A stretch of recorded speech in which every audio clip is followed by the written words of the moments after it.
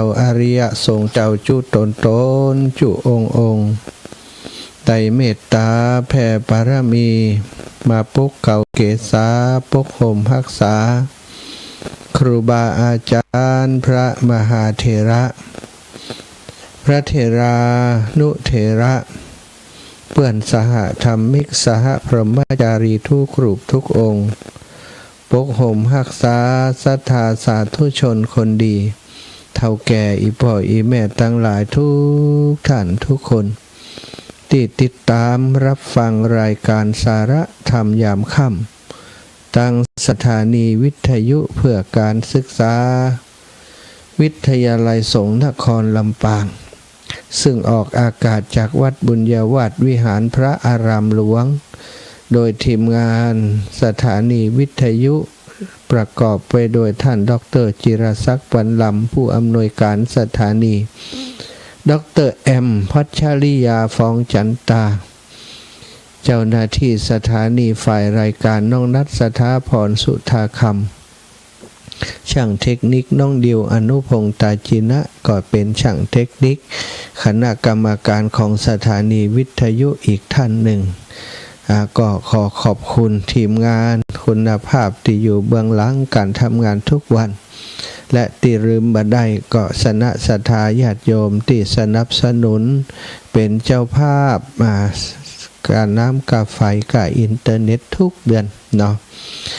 แล้วก็สถานีวิทยุ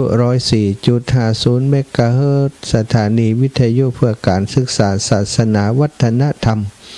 วัดฝายหินโดยเมตตาบารมีของครูบาอาจารย์ท่านพระครูสมุวิสุวัตวรกิจโจศรัทธาญาติโยมได้เมตตาเชื่อมสัญญาณไปออกอากาศตั้งเจียงใหม่ให้พี่น้อง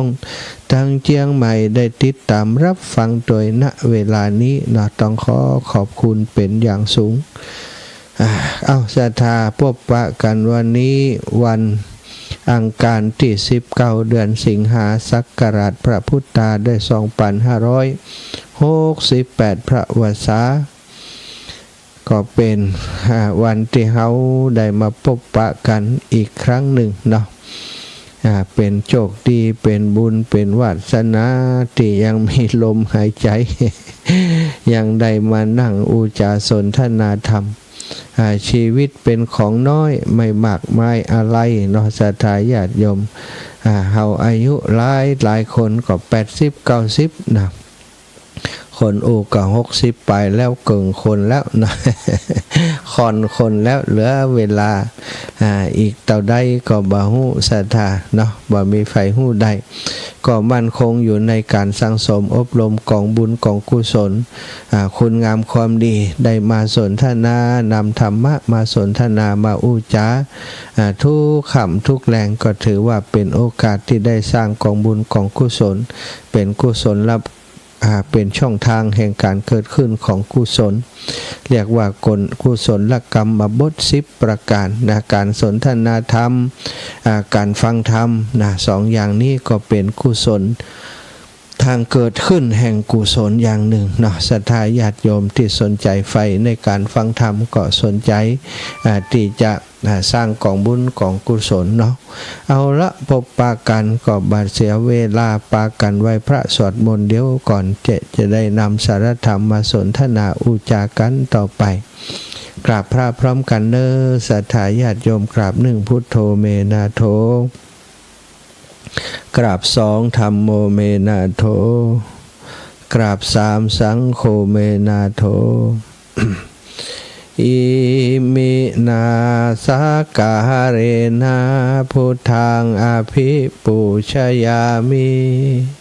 อิมินาสกาเรนะธัมมังอภิปูชยามิอิมินาสกาเรนะสังฆังอภิปูชยามิอะระหังสัมมาสัมพุทโธภควาพุทธังภควันตังอภิวาเทมิกราบสวากขาโตภควตาธัมโม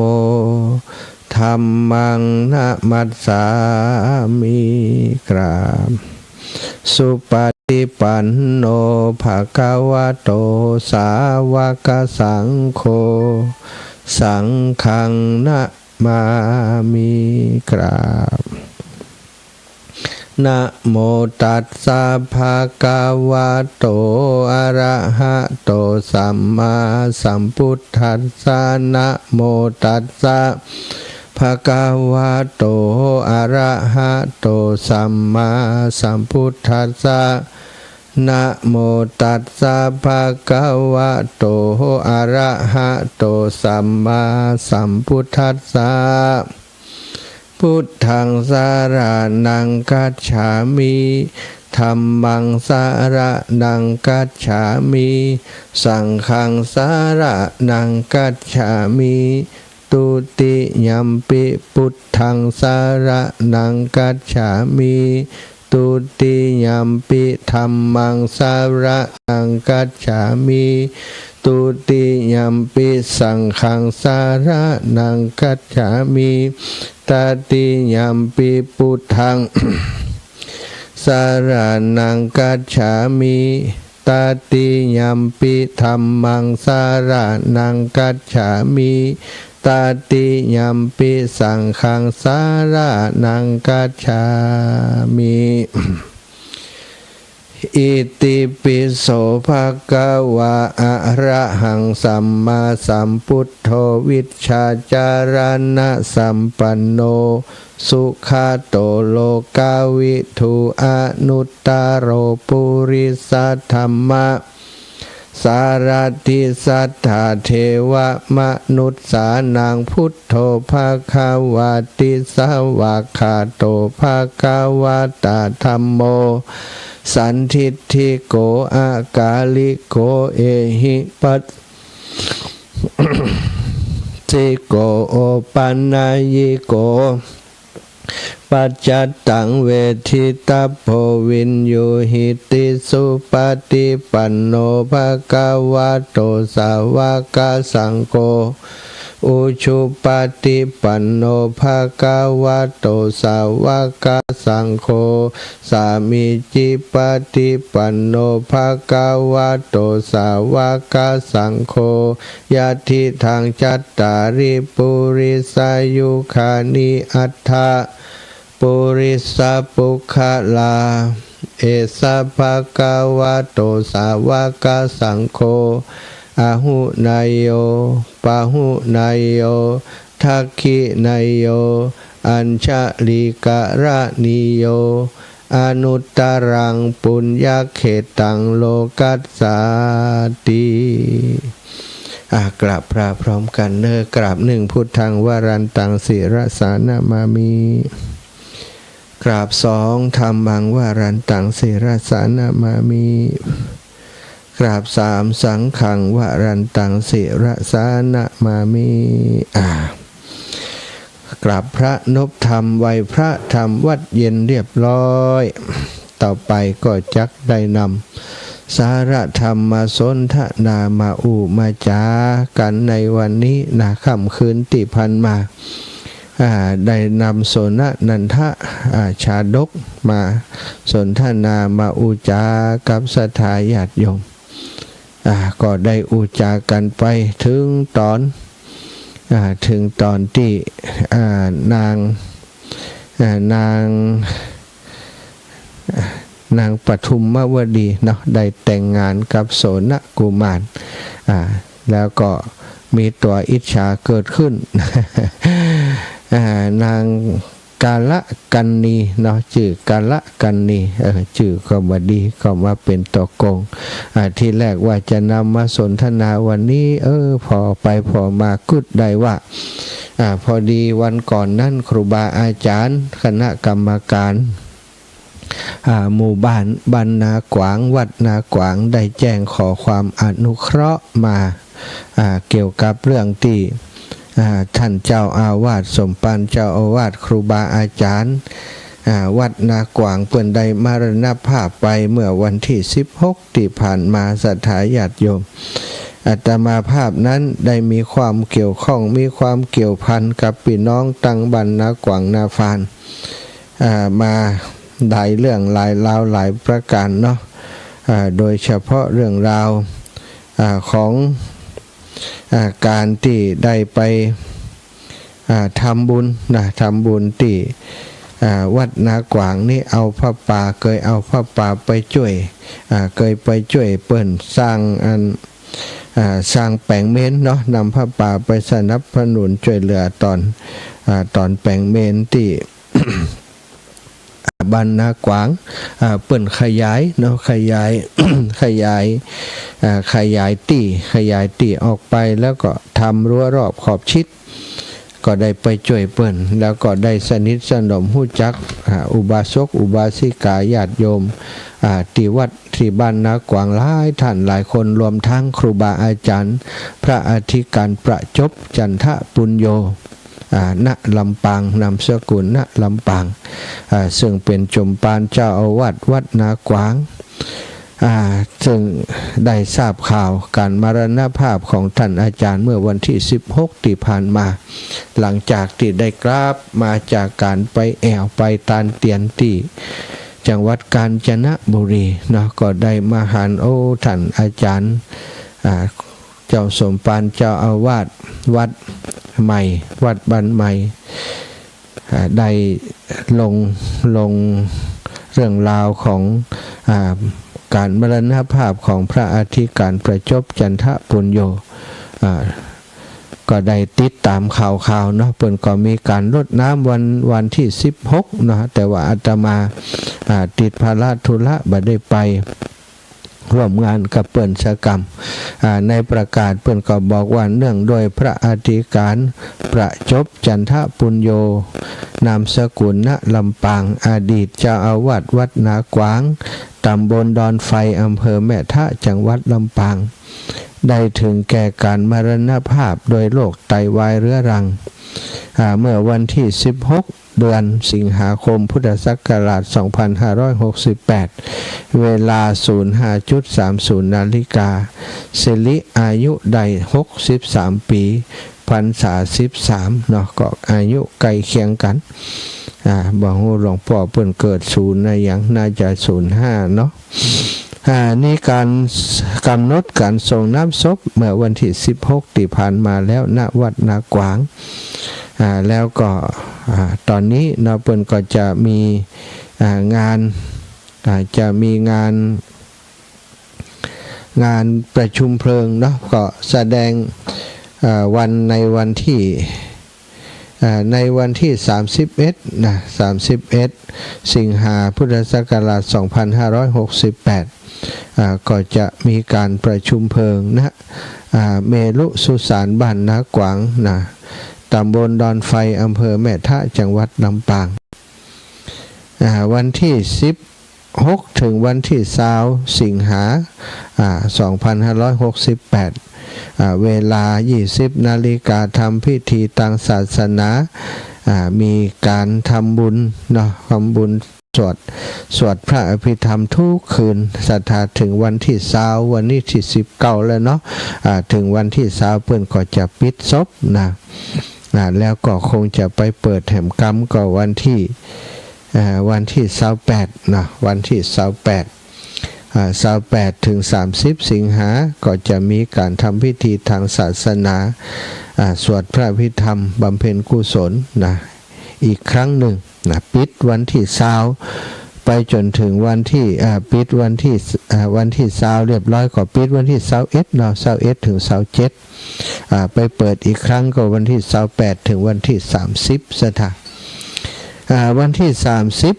สิงหาคมวันดาเนาะเป็นวันติดาจัดดาเครื่องไตรยทาน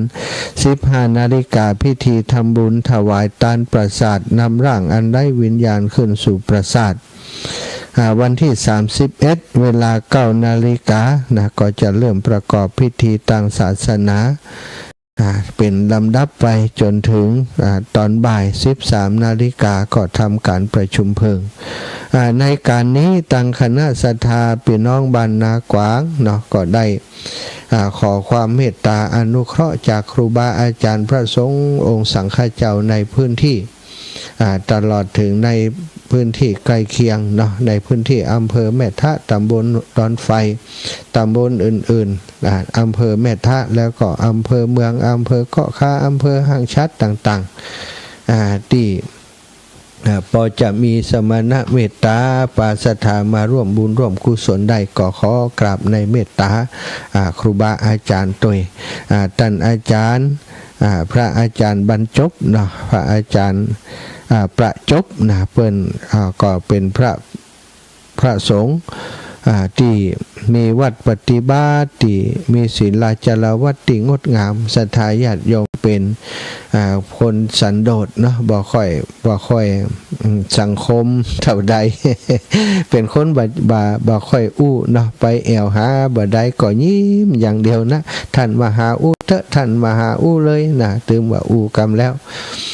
ตอนที่ไปช่วยเหลือเรื่องน้ำท่วมเนาะก็ได้ประชาสัมพันธ์ว่าทางหมู่บ้านชุมชนได้อยากจะร่วมบุญน้ำท่วมตอนนั้นเขาจะไปที่จังหวัดน่านเนาะปีที่ผ่านมา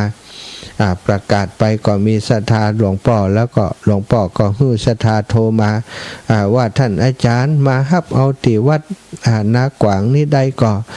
ที่นากวางมีศรัทธาญาติโยมจะร่วมบุญไปเยอะจะแจ้งบอกคือศรัทธาญาติโยมช่วยกันอีกนะอาตมาก็นัดหมายกับศรัทธาญาติโยมแล้วก็ไปที่บ้านนากวางท่านผู้ใหญ่บ้านท่านอาจารย์ประจบจันทปุญโญในฐานะสมภารเจ้าอาวาสก็แจ้งคือศรัทธาญาติโยมทายกทายิกาคณะศรัทธาบ้านนากวางนำข้าวสารอาหารแห้งเครื่องใจไม้สอยต่างๆมาให้มาหอมเอาได้เป็นลำรถบรรเล็กบรรเล่นศรัทธาลำรถแก่ๆเลยเนาะเต็มลำรถนะก็มีความรู้สึกว่าพี่น้องบ้านนากวางและก็ท่านอาจารย์พระอธิการประจบจันทปุญโญนี้เป็นผู้ที่มีจิตใจเสียสละมีความเมตตาสุมหุมนะหุมทำบุญสุนทรทานหุมกินหุมตานเหมือนกันแต่โดยความที่หลวงพ่อเนาะเป็นผู้ที่สุขภาพบดีเป็นโรคไตต้องคอยฟอกไตอยู่ตลอดเวลาเลื้อหลังมาเมื่อนานละศรัทธาญาติโยมก็ปัจจัยที่ได้บ่ค่อยได้ไปฮับกินฮับตานเนาะระยะหลังๆมานี่ไปไหนบ่ได้ก็บ่ได้ฮับกินฮับตานแม้จะในหมู่บ้านก็ตามในบริเวณวัดวาอารามที่ใกล้เคียงก็ไปบ่ได้เพราะสุขภาพบ่อำนวยระยะหลังมาก็เข้าออกโรงพยาบาลอยู่เป็นประจำเรื่อยๆศรัทธาปัจจัยที่มีอยู่ที่ไปฮับกินฮับตานมาได้มาก็เอามารักษาร่างกายเอาไปโรงพยาบาลจนคงจะบ่มีเหลือติดตัวเลยศรัทธาแล้วทางหมู่บ้านนากวางก็ถือว่าเป็นวัดเล็กๆเนาะบ่ได้มีเงินเก็บอย่างนักหนาศรัทธาปัจจัยที่ได้มาเวลาทำบุญกินตานกฐินก็ดีผ้าป่าก็ดีเอามาก่อร่างสร้างแตะแปลงบูรณะปฏิสังขรณ์วัดวาอารามจนหมดบ่ได้มีเงินเก็บไว้ศรัทธาพี่น้องชาวบ้านเศรษฐกิจก็ยังว่านะเนาะศรัทธาบัดลำไยก็บ่ได้ผลชาวบ้านส่วนใหญ่ก็เป็นชาวไร่ชาวนาบ่ได้มีเงินมีทองอย่างนักเนาะก็ถือว่าเป็นบ้านรอบนอกตังชนบทเนาะของอำเภอแม่ทะท่านผู้ใหญ่ก็นักใจอยู่คณะกรรมการก็นักใจอยู่ว่าอาหารการกินจะเป็นอย่างใดผ่องจ้านะวันนั้นพี่น้องเจ้าบ้านก็กันก็จะช่วยกันออกโครงทานคนนั้นคนนี้ก็จะห้อยหายหอมกันออกโครงทานถ้าในกรณีที่คนมานักถ้าลงทานมีมาน้อยมันก็จะลำบากก็จะบ่พอกับคนที่เปิดมาร่วมงาน เปิ้นก็แจ้งมาขอความเมตตาจาก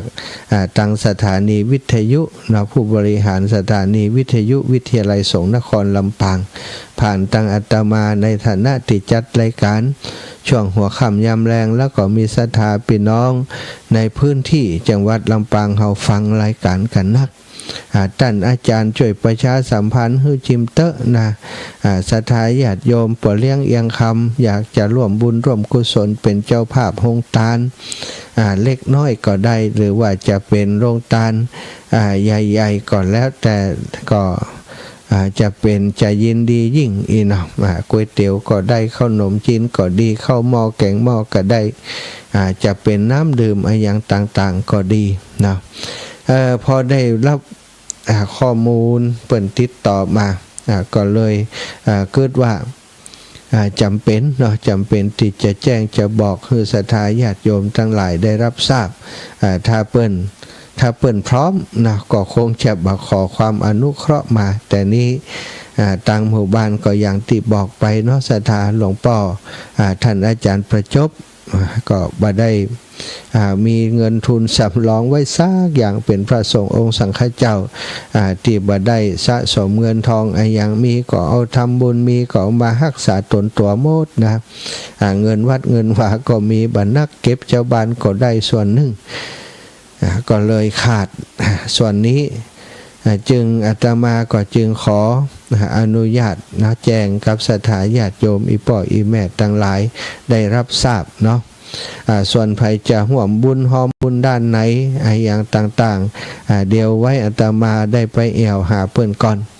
สำหรับสำรองเพื่อนจะฮื้อปูจาเป็นเจ้าภาพเท่าใด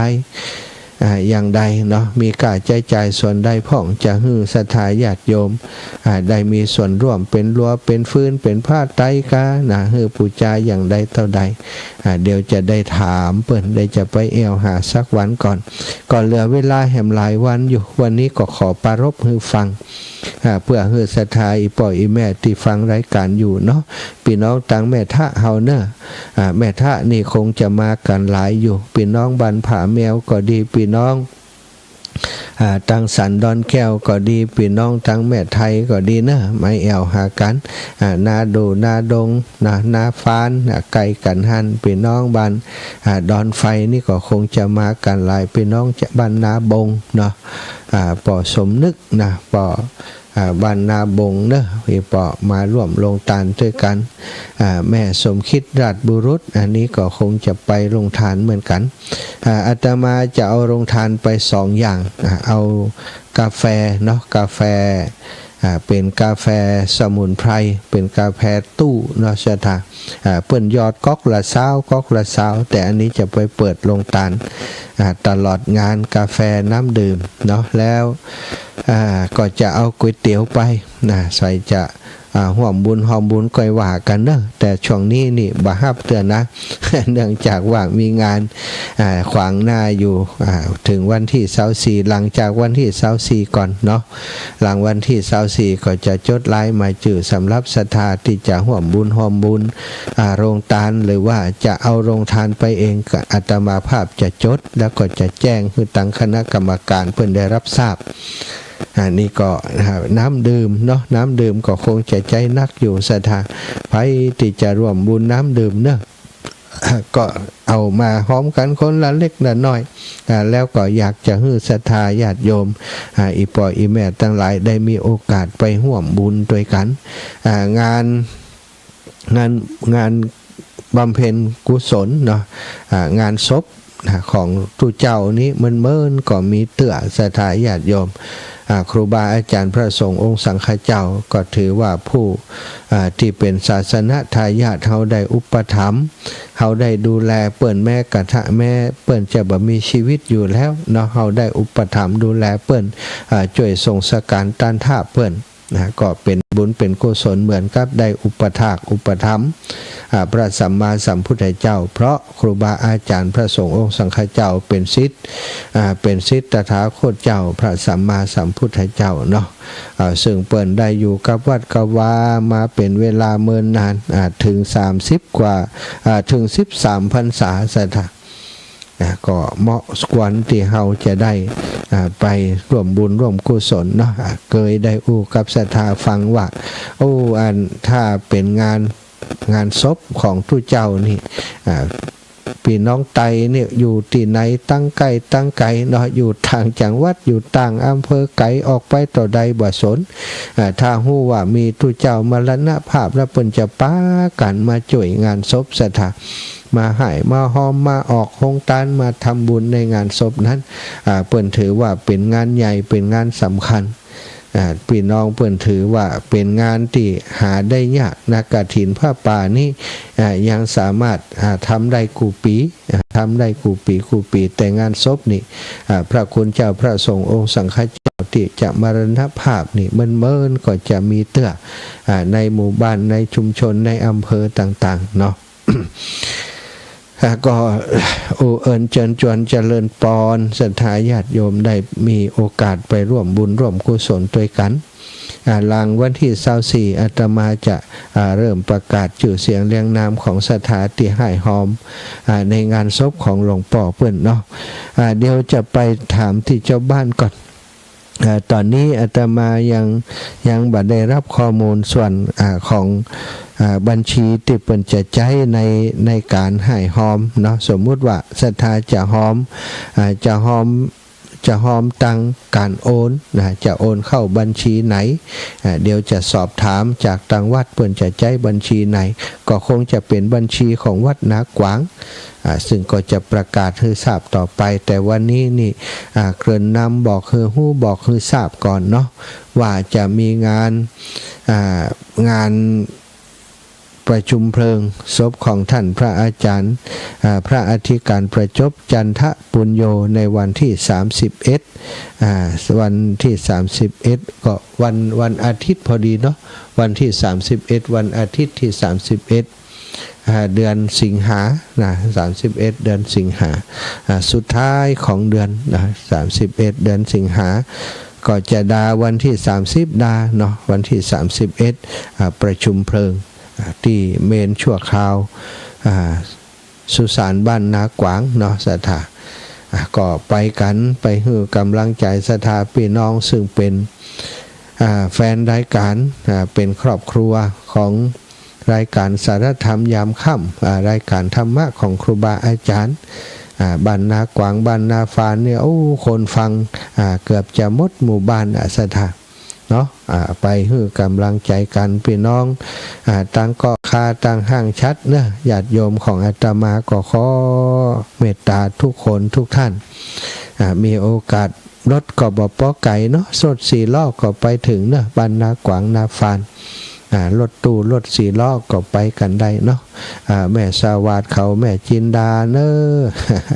แม่จินดาสายสุภาคณะญาติธรรมบ้านประจำบ้านประจำแล้วก็พี่น้องทางบ้านลุกเนาะพี่น้องทางบ้านลุกบ้านโจเนอะบ้านน้ำโจต่างแม่ทะเฮาเนาะไปร่วมบุญร่วมกุศลด้วยกันพี่น้องต่างวางเงินพี่น้องต่างดอนไฟต่างสามขาต่างบ้านผาแมวเนี่ยต่างแม่เมาะนี่เฮาอยู่บักไกลกันมีโอกาสไปออกโครงการด้วยกันเนาะเป็นข้าวต้มข้าวนมเล็กๆน้อยๆข้าวหม้อแกงหม้อก็ได้เนาะเป็นบุญเป็นกุศลหมดละต่างคณะศรัทธาคณะกรรมการเปิ้นขอความอนุเคราะห์มาก็ช่วยกันตามกำลังของเฮาก็เป็นโอกาสที่จะได้สร้างกองบุญกองสุขสนด้วยกันอีกครั้งหนึ่งศรัทธาญาติโยมคงจะมีเวลาสักเล็กน้อยนำสารธรรมมาสนทนามามาจากกันต่อไปเนาะตอนนี้เวลา19:34นะสารธรรมสักเล็กน้อยได้มาแบ่งปันได้มามาจากกับศรัทธาญาติโยมศรัทธาอีป่ออีแม่ทั้งหลายวันนี้ขอนำพุทธศาสนสุภาษิตพุทธพจน์ของพระพุทธเจ้ามาแบ่งปันเป็นพุทธภาษิตว่ายะถาปิปุพพราสิมหากายิรามาลาคุเนภะหูเอวังชาเตนะมัจเจนะกัตตพังกุศลังพะหุงแปลเป็นไทยว่าบุคคลผู้เกิดมาแล้วควรทำกุศลให้มากเหมือนช่างทำดอกไม้ท ทำพวงดอกไม้ใดมากจากกองดอกไม้อันมากฉะนั้นนะอันนี้ก็อธิบายความว่าถ้าดอกไม้น้อยแม้ช่างดอกไม้ฉลาดก็บ่สามารถจะทำพวงดอกไม้คือได้มากคืองดงามได้หากช่างดอกไม้บ่ฉลาดเมื่อดอกไม้มีน้อยหรือมากก็ตามย่อมบ่อาจทำพวงดอกไม้ใดฉันใดบุคคลบางคนมีศรัทธาน้อยแม้สมบัติจะมีมากก็บ่อาจทำกุศลให้มากได้บางคนมีศรัทธามากแต่โภคะมีน้อยก็บ่อาจจะทำมากเหมือนกันบางคนศรัทธาก็น้อยโภคะก็น้อยก็บ่อาจจะทำกุศลให้เกิดขึ้นได้บางคนมีศรัทธามากตยแล้วก็มีโภคะมากตยเขาย่อมทำกุศลให้โอฬารได้นางวิสาขามหาอุบาสิกาเป็นผู้เช่นนั้นคือมีมากทั้งศรัทธาและโภคะพระพุทธเจ้าได้ตรัสภาษิตนี้หมายเอานางวิสาขาเป็นตัวอย่างเนาะศรัทธาตัวอย่างของคนที่มีทรัพย์มาก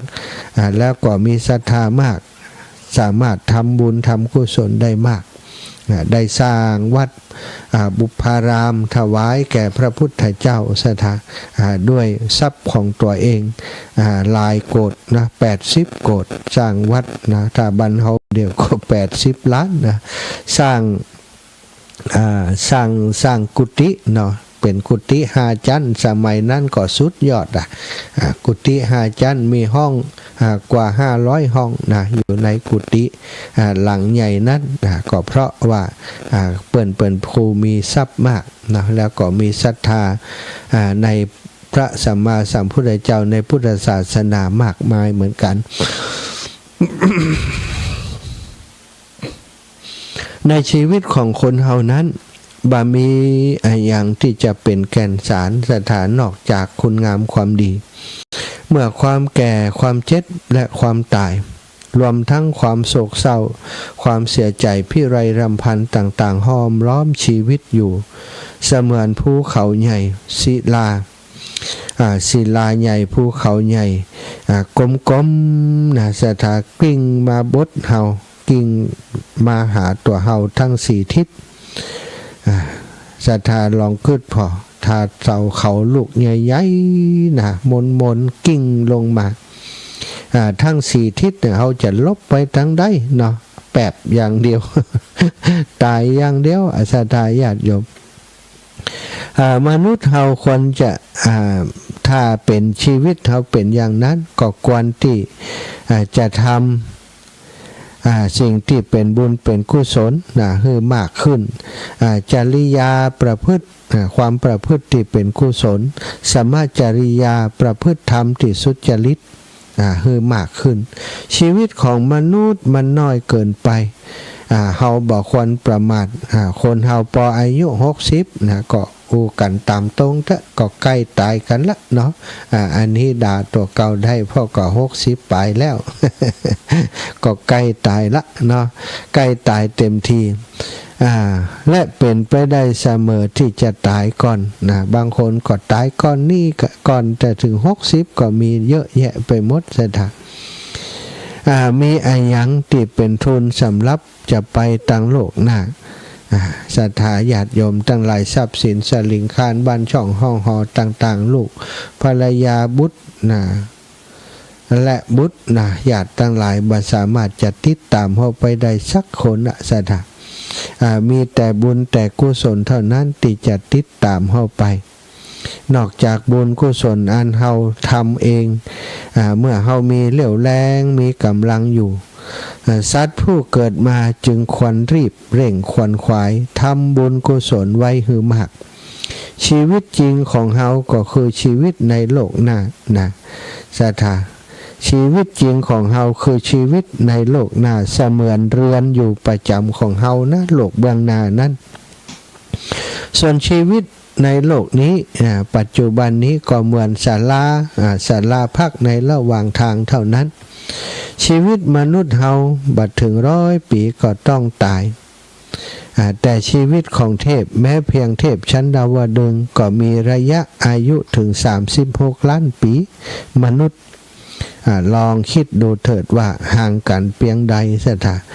ชีวิตในโลกทิพย์นั้นบัดได้ทุกข์ทรมานบัดได้ลำบากโดยโรคภัยไข้เจ็บอย่างต่างๆอย่างชีวิตในโลกมนุษย์เฮาชีวิตในโลกมนุษย์เนี่ยโอ้ศรัทธาเฮยเนาะเกิดแก่เจ็บตายนี่มันมีเรื่องราวต่างๆมากมายความทุกข์ระหว่างทางความทุกข์ระหว่างตีนั่งในศาลาหันศรัทธามีมากมายมหาศาลไปหมดเดี๋ยวเจ็บแข้งเดี๋ยวเจ็บขาเดี๋ยวเป็นโรคภัยไข้เจ็บโรคต่างๆเกิดขึ้นในตนในตัวมากมายนะแต่ว่าชีวิตในโลกทิพย์นั้นบ่มีความทรมานอย่างนี้สดาเทวบุตรเทวดาเปิ่นอยู่ในโลกทิพย์เปิ่นก็บ่อยากมาเกิดมาเป็นมนุษย์แต่ว่าเมื่อหมดบุญก็ต้องลงมาเกิดแต่ว่าพอมาเกิดแล้วนะถ้าบ่สร้างบุญเพิ่มก็โอกาสที่จะกลับไปอยู่ที่เดิมที่สวรรค์ที่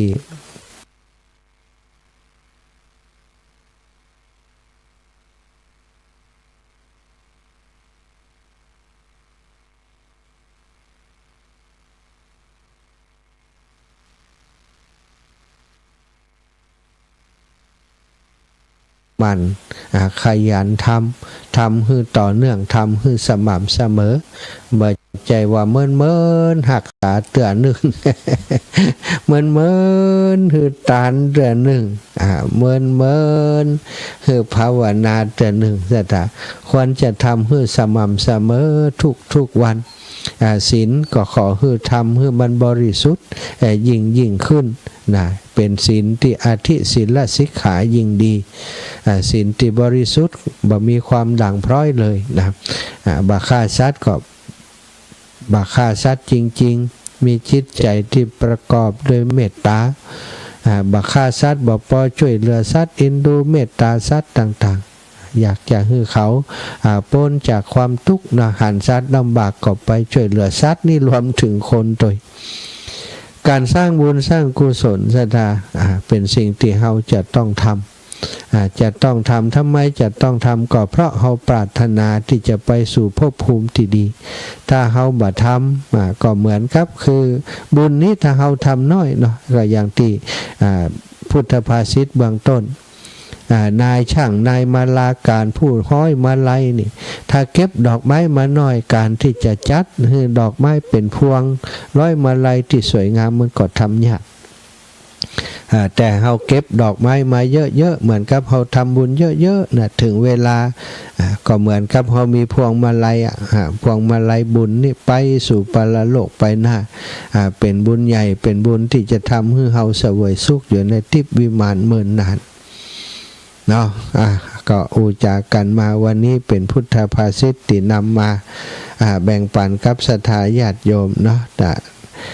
บุคคลผู้เกิดมาแล้วควรทำกุศลให้มากเหมือนนายช่างทำดอกไม้ทำพวงดอกไม้ได้มากจากกองดอกไม้อันมีมากฉะนั้นถ้าเราทำสั่งสมบุญมากบุญที่จะนำติดตัวเราไปก็จะมีมากมายมหาศาลเหมือนกันศรัทธาญาติโยมเนาะวันนี้ก็อุจากันมาสมควรแก่เวลาแล้วเนาะก็ก่อนที่จะเปิดสายให้ศรัทธาญาติโยมได้โทรมารายงานผลการรับฟังอยู่ที่ไหนชัดเจนดีก็นะฟังแล้วมีความคิดเห็นอย่างใดเรื่องงานศพของครูบาอาจารย์ทราบข้อมูลมาอย่างใดถ้าพี่น้องนากวางนาฟันจะโทรมาก็เจริญปอนนะมีข้อมูลเพิ่มเติมมาก็โทรแจ้งมาก็ได้เนาะเดี๋ยวจะไปขอเบอร์เลขที่บัญชีธนาคารของวัดนากวางเนาะก็คงจะเป็นบัญชีวัดที่ใจสำหรับฮือศรัทธาญาติโยมเป็นบริจาคสมทบในการช่วยเหลืองานศพในครั้งนี้เนาะ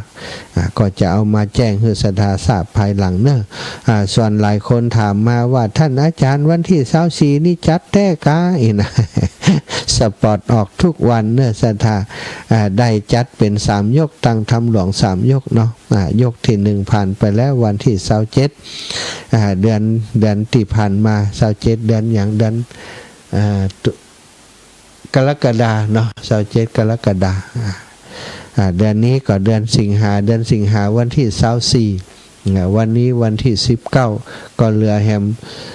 3-4 วันนะ4 วันใช่ท่า4 วันก็ถึงละวันที่24ตั้งแต่กันกุมารไปเนอะใช่ท่าตั้งแต่กันกุมารไปก็จะมีครูบาอาจารย์ที่เป็นนักจัดรายการของเฮาเนี่ยเนาะท่านพระอธิการณรงค์ชัยอัควโรหรือว่าทุปีแวงเนาะท่านอาจารย์เพิ่นจะมาเทศกันกุมารแล้วก็ต่อจากนั้นก็ท่านอาจารย์บ้านวัดหนองเหียงเนาะพระครูวรธรรมนาถก็จะมาเทศผูกต่อไป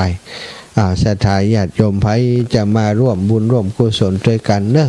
มาฟังธรรมมหาจารย์ที่วัดบรรพตสถิตวันที่24 2 มือล่วงกระเป๋า2 เท้าก้าวอย่างเข้ามา มาแอวมาเป็นกำลังใจให้กันเนาะเป็นบุญเป็นกุศลเป็นอานิสงส์เนาะแล้วก็คนที่ชอบฟังธรรมพื้นเมืองก็จะม่วนอกม่วนใจคนเฒ่าไม่อยากพัดวงพรมสายนี่โอ้เนาะเอาเต้าจบพุ่นจะกลับนะหลายคนหลายท่านก็บอกว่าจำไปแน่นอนท่านอาจารย์พี่น้องบันสีหมดเก้าพี่น้องบันฟ่อน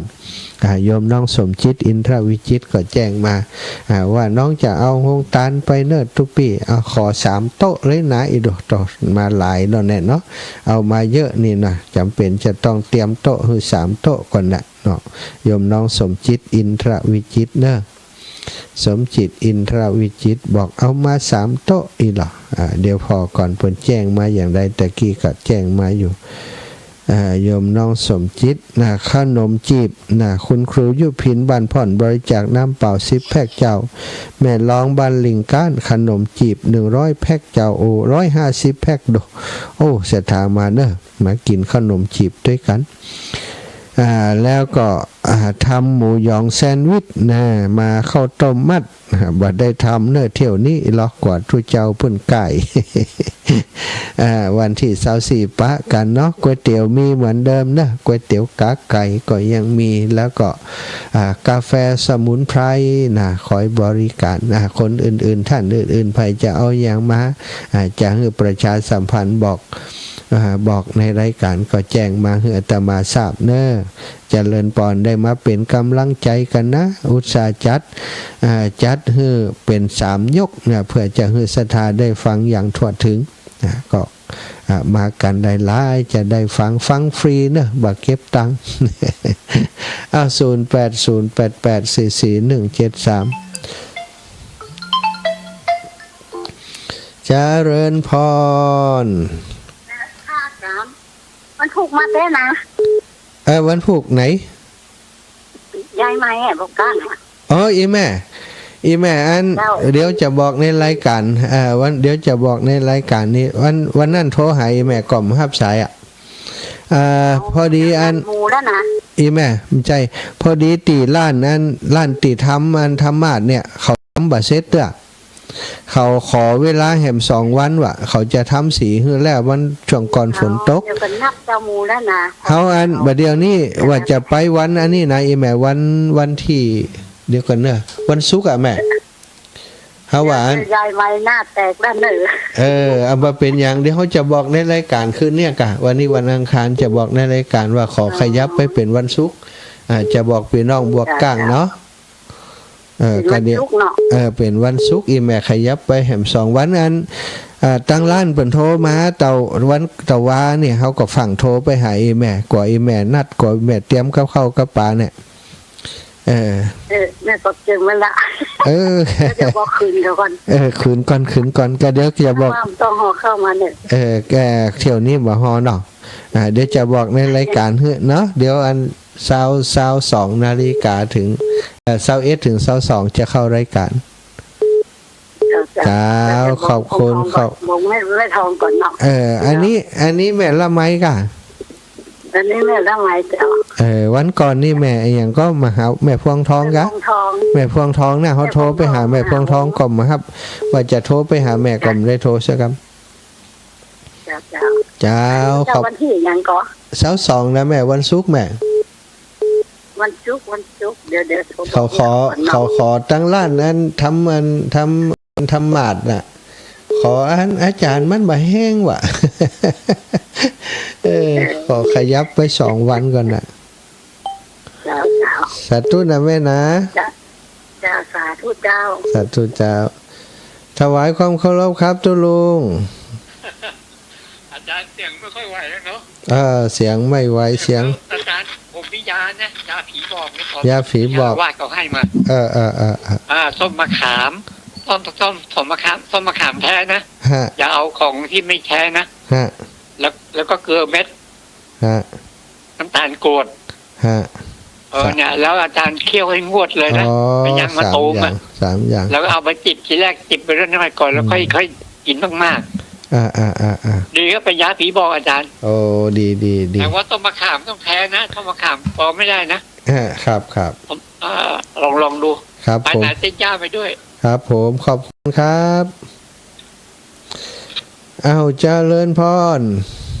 นมัสการครับ แฟนพันธุ์แท้มาอีกแล้วแฟนพันธุ์แท้ โอ้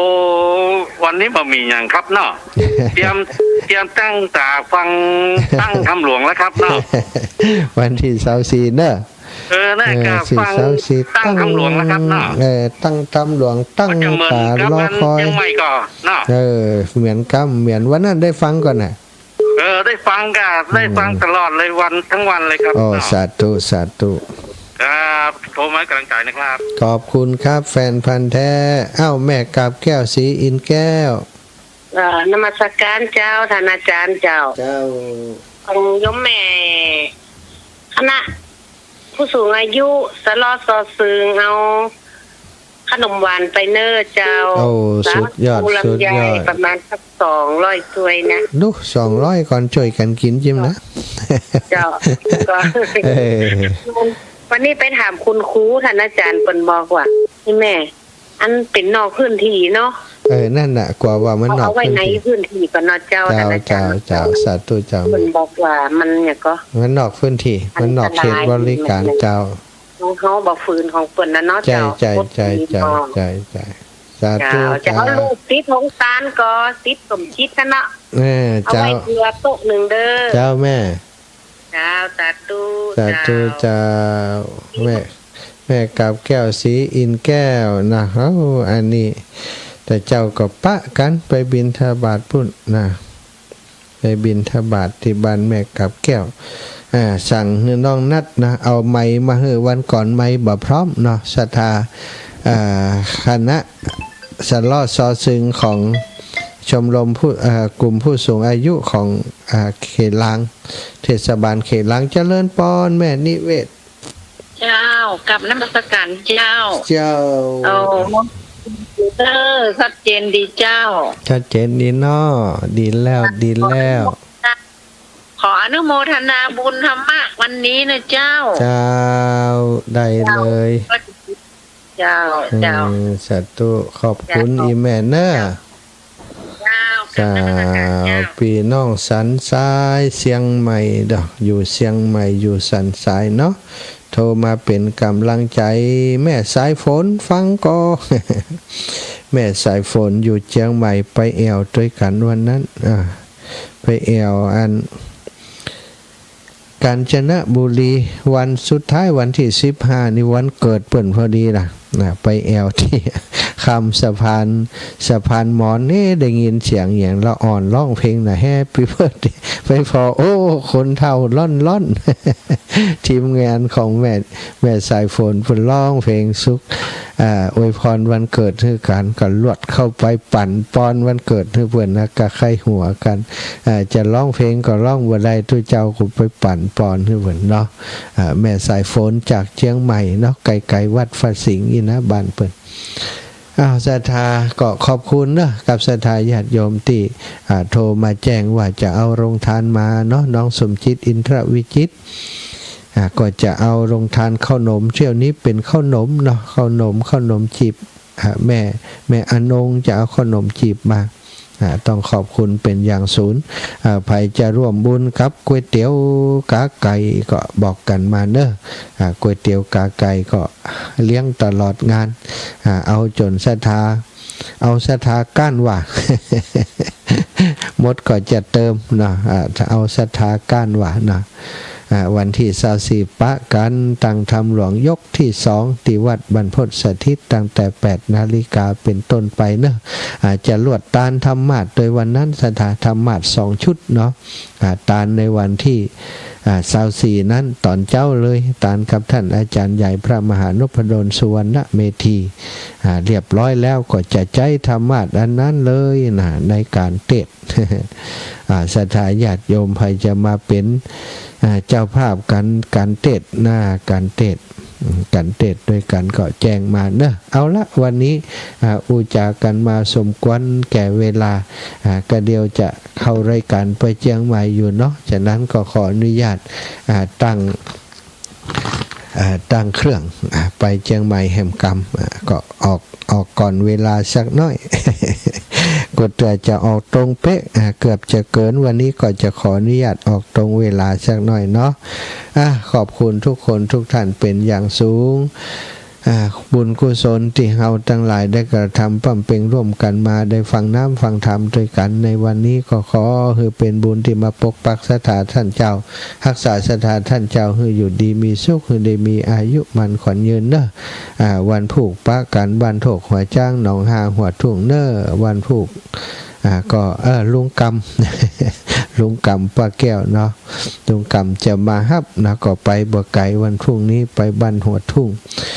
โถกหัวช้างแล้วก็บ้านหนองห้าเนอปะกันเอาละจัตตารโอ